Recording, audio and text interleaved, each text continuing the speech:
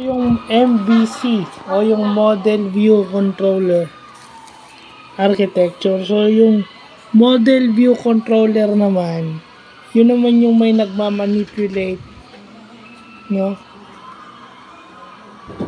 May nagmamanipulate at may nag-update, no?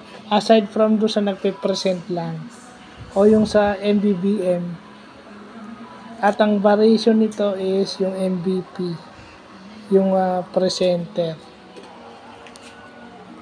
So yung sa MVP naman, may para din siyang MVC kaso may middleman, yung presenter. So lahat ng logic nakikita ng user. So kaya nakikita nyo yung mga Visual Basic.NET C# may tools o may features na ganun kasi yun yung sinusunod din ng architecture. Yung MVVM, MVC, tsaka MVP. Tsaka meron pang Vistro framework na pag-aaralan natin on the camera. So, yun muna. Yung MVC muna. So, yun muna po. MVC and MVP. So, yun lang.